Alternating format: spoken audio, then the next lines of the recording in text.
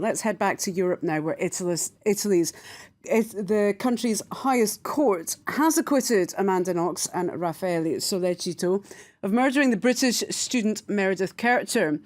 It brings to a definitive end over 8 years of court battles which have veered between guilty verdicts and acquittals several times over the years, casting a shadow over Italy's complex legal system. Speaking from Seattle, Knox said she was full of joy, but the Kercher family lawyer slammed the verdict as a defeat for the Italian justice system. Acquitted of murder, definitively. Amanda Knox ventures out of her Seattle family home after Italy's highest court overturned her conviction, throwing out a 28-year prison sentence.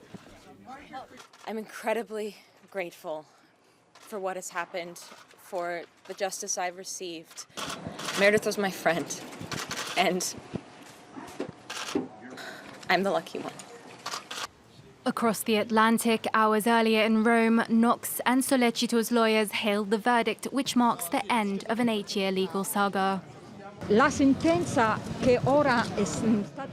verdict from the court that was announced does not give us a partial victory. It is an absolute victory.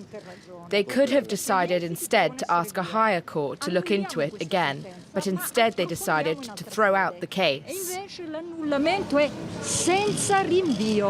It was widely expected that the conviction would be upheld or that a new trial would be ordered. Knox and Sollicito were accused of fatally stabbing 21-year-old Mereditch Kercher in 2007. Alleged accomplice Rudy Guidi was convicted in a separate trial. But systematic police bungling of the case saw the pair's 2009 murder convictions overturned. They were reinstated in 2014 after prosecutors successfully appealed the acquittal. By that point, the American had returned to the States. For Knox, Friday's exoneration confirms what she's maintained all along, her innocence. But while Amanda Knox is grateful for the verdict that's given her a new lease on life, for Mereditch Kercher's family, the decision has brought them no justice.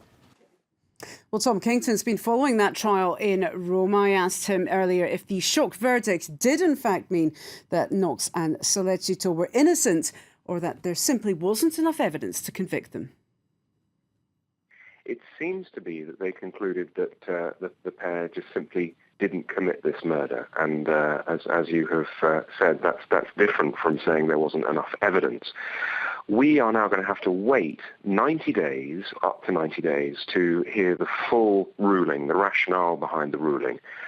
So it'll all become clear then. We got a very brief statement last night at the end of the 10-hour deliberations.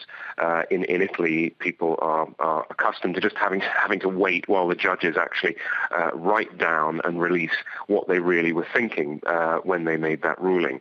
But it does seem that the judges were utterly convinced that the pair didn't do this, and that's simply because it's so rare for the Rome High Court to simply throw out a verdict and say, this is the end of the line, they didn't do it. The Rome High Court's role usually is to either uphold rulings from lower courts, or, if they disagree with them, to say, no, we'd like to have a new trial. This time they didn't. They simply said, end of the line, it stops here.